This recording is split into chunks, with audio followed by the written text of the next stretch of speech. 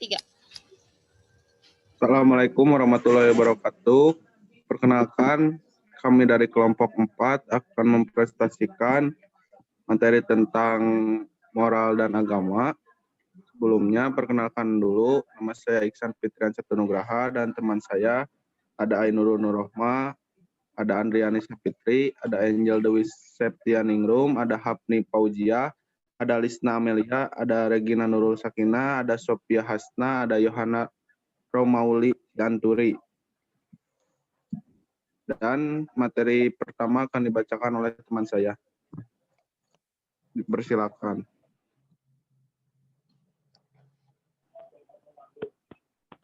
Slide selanjutnya deh.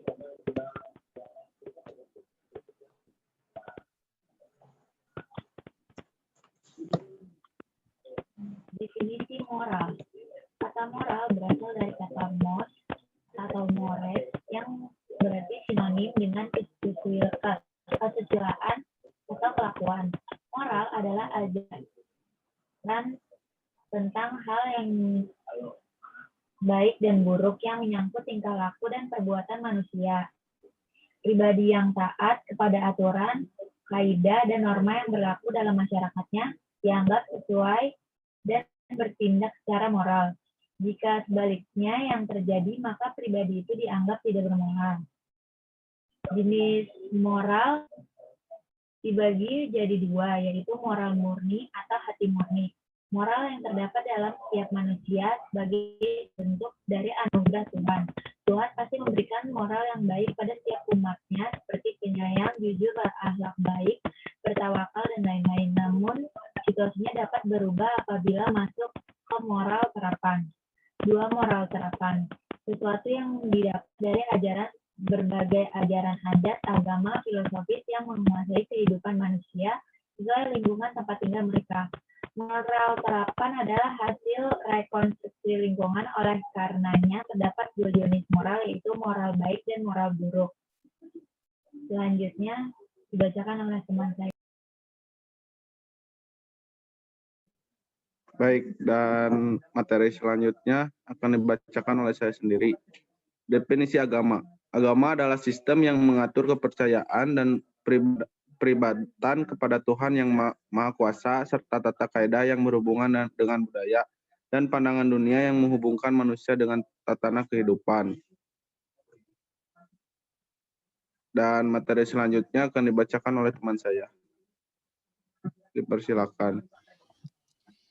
Selanjutnya yaitu faktor yang mempengaruhi perkembangan dan moral.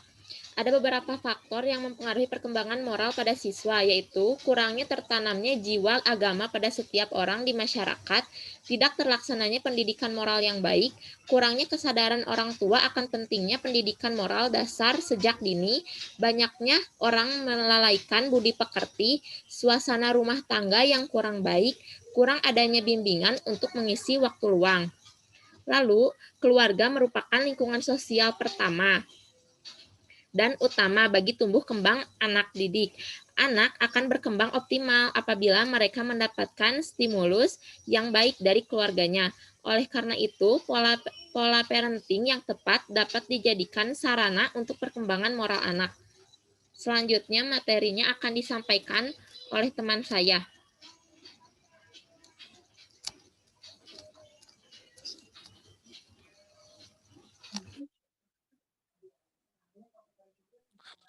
Dipersilakan. Selanjutnya, ada sifat-sifat agama pada anak. Yang pertama ada unreflektif. Menurut John H. Cole, 1995, istilah unreflektif dapat dimaknai sebagai tidak mendalam atau tidak kurang dapat memikirkannya secara mendalam atau anak tidak dapat menerangkannya. Artinya, salah satu sifat anak dalam memahami pengetahuan yang berkaitan dengan hal-hal yang abstrak, seperti pengetahuan atau ajaran agama, tidak merupakan hal yang harus dipedulikan dengan serius. Yang kedua ada egosentris. Sifat yang kedua ini memiliki makna bahwa pada diri anak sesuai dengan perkembangan kejiwaannya, lebih mementingkan kemauannya sendiri dalam segala hal, tidak peduli dengan urusan orang lain, dan lebih terfokus pada hal-hal yang menguntungkan dirinya. Ketiga ada misunderstanding, seperti yang diungkapkan oleh sistem pendidikan neo-humanis dalam masalah spiritual. Dikatakan bahwa bagi anak kecil segala-galanya itu semua hidup dan menjadi sumber kekaguman. Yang keempat ada verbalis dan ritual. Setiap anak belajar berbicara, mereka berbicara hampir tidak putus-putusnya. Rata-rata anak yang berusia 3-4 tahun menggunakan 15.000 kata setiap hari atau dalam setahunnya menggunakan kata kira-kira 5,5 juta kata. Kondisi seperti itu dapat dimanfaatkan untuk mengembangkan nilai-nilai agama pada diri mereka dengan cara memperkenalkan istilah, bacaan, dan ungkapan yang bersifat agamis. Yang kelima, imitatif. Hal ini dilandasi oleh masih terbatasnya kemampuan anak dalam mengungkapkan kata-kata, keberanian bertanya, dan mengeluarkan gagasan sehingga lebih banyak meniru dari orang di sekitarnya. Setibi 2008. Hal ini dapat menjadi pendorong bagi guru, orang tua agar mampu menjadi sosok manusia yang memberikan contoh yang terbaik yang mereka tiru. Selanjutnya oleh teman saya. Dipersilakan teman saya yang akan membaca materi selanjutnya. Selanjutnya ada karakteristik perkembangan moral pada anak. Dibagi menjadi 3 bagian, yaitu ada karakteristik intelektual, karakteristik sosial, dan karakteristik spiritual. Karakteristik intelektual terdapat beberapa poin. Yang pertama, berpikir sangat konkret dan berdasarkan makna yang sebenarnya. Tidak secara abstrak seperti yang biasa ditemukan pada remaja dan orang dewasa. Bagi anak pada usia dini, hal-hal yang mereka lihat atau mereka ketahui terlihat asli sebagaimana mestinya. Yang kedua, belum memiliki kemampuan untuk mencari alasan dan mengorganisasikan konsep-konsep keyakinan yang abstrak dan dengan logika mereka.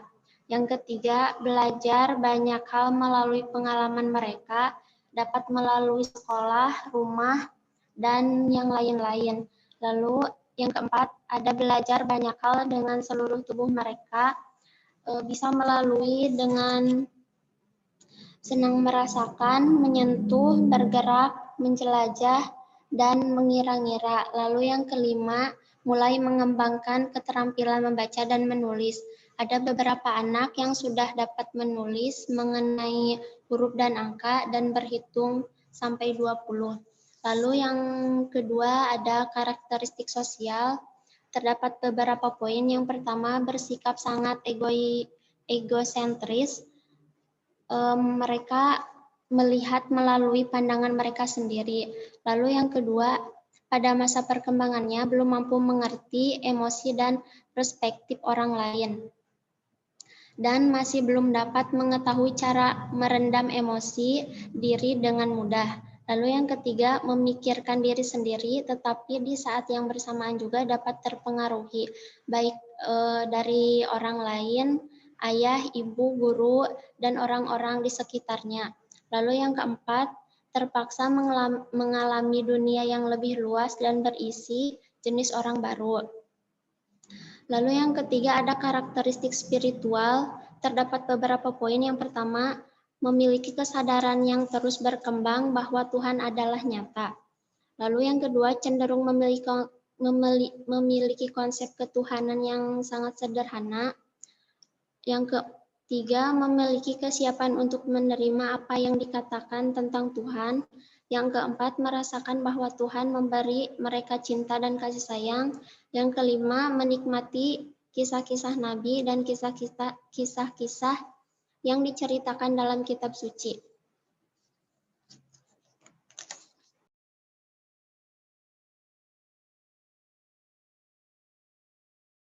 Dan selanjutnya materi akan dibacakan oleh teman saya. Dipersilakan. Selanjutnya ada persamaan dan perbedaan moral dengan agama. Moral berasal dari bahasa Latin mos, jamaknya mores, yang berarti kebiasaan atau adat. Dalam bahasa Inggris, kata moris masih dipakai dalam arti yang sama, yaitu kebiasaan. Agama merupakan perintah dan larangan yang harus dilakukan manusia dalam membimbing melakukan sebuah tindakan. Kaidah moral melalui hati nurani membimbing manusia menuju ke jalan yang benar ketika individu tersebut menjalani kehidupan di dalam bermasyarakat. Sedangkan agama lebih daripada moral, karena bukan hanya dipertanggungjawabkan di dunia, melainkan di akhirat juga. Slide-nya. Dan materi selanjutnya akan dibacakan oleh teman saya. Dipersilakan. Metode perkembangan nilai moral dan agama pada anak usia dini. Perkembangan nilai-nilai moral dan agama adalah kemampuan anak untuk bersikap dan bertingkah laku. Agama telah mengajarkan nilai-nilai positif yang bermanfaat dalam kehidupan bermasyarakat. Hal ini menyebabkan perlunya pengembangan pembelajaran terkait nilai moral dan agama. Hasil analisis menunjukkan bahwa telah dijelaskan bagaimana proses pengembangan nilai-nilai agama dan moral pada anak usia dini dapat diterapkan dengan benar. Hasil analisis melalui pembahasan ditemukan beberapa metode penting bagi pengembangan nilai moral dan agama pada anak usia 5-6 tahun. Antara lain, itu ada bercerita, bernyanyi, karya wisata, pembiasaan, bermain, outbound, bermain peran, diskusi, dan keteladanan. Selanjutnya akan dijelaskan oleh teman saya.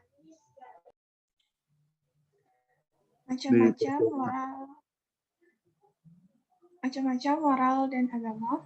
Yang pertama ada macam moral. Moral yang pertama itu adalah moral ketuhanan, yang artinya semua hal yang berhubungan dengan keagamaan atau religius berdasarkan ajaran agama tertentu dan pengaruhnya terhadap diri seseorang. Wujud moral ketuhanan contohnya melaksanakan ajaran agama yang dianut dengan sebaik-baiknya. Contoh ialah menghargai sesama manusia, menghargai agama lain, dan hidup rukun dengan berbeda agama. Yang kedua ada ideologi dan filsafat. Moral ideologi ini adalah filsafat. Moral ideologi dan filsafat yaitu segala hal yang berhubungan dengan semangat kebangsaan, loyalitas kepada cita-cita bangsa dan negara. Wujud moral ideologi dan filsafat contohnya menjunjung tinggi dasar negara Indonesia yaitu Pancasila. Contohnya yaitu menolak ideologi asing dan ingin mengubah dasar negara Indonesia. Yang ketiga ada moral etika dan kesusilaan. Moral etika dan kesusilaan yakni beberapa hal yang berkaitan dengan etika dan kesusilaan yang dijunjung oleh suatu masyarakat, bangsa, dan negara secara budaya dan tradisi. Wujud moral etika dan kesusilaan contohnya itu menghargai orang lain yang berbeda pendapat, baik dalam perkataan maupun perbuatan. Contoh lainnya itu mengucapkan salam kepada orang lain ketika bertemu atau berpapasan. Yang terakhir ada moral disiplin dan hukum. Moral disiplin dan hukum adalah salah satu hal yang berhubungan dengan kode etika profesional dan hukum yang berlaku di masyarakat dan negara. Wujud moral disiplin dan hukum contohnya itu melakukan suatu aktivitas sesuai dengan aturan yang berlaku. Contoh lainnya perlengkapan yang diharuskan dan mematuhi rambu-rambu lalu lintas ketika berkendara di jalan raya. Selanjutnya, contoh moral lainnya yaitu menunaikan ibadah tepat waktu, menyelesaikan tugas tepat waktu, membuang sampah di tempat sampah, membukukan badan saat melewati orang yang lebih tua, menyantuni anak yatim dan piatu di panti asuhan, menghargai pendapat orang lain ketika rapat sedang berlangsung, memberikan tempat duduk saat di kendaraan umum untuk orang tua ataupun ibu hamil yang tidak mendapat tempat duduk. Selanjutnya, ada macam agama. Dan materi selanjutnya akan dibacakan oleh teman saya. Dipersilakan.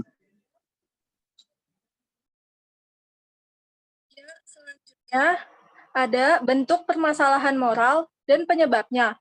Permasalahan moral adalah permasalahan yang berkenaan dengan kesusilaan seseorang. Individu dikatakan berperilaku tidak baik secara moral apabila tingkah lakunya tidak sesuai dengan kaidah moral di lingkungan masyarakat.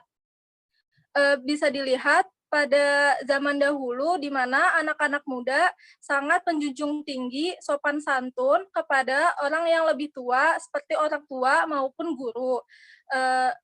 Yang sudah dijelaskan rekan saya sebelumnya seperti membungkuk ketika melewati orang yang lebih tua atau jika bertemu guru bersalaman seperti itu.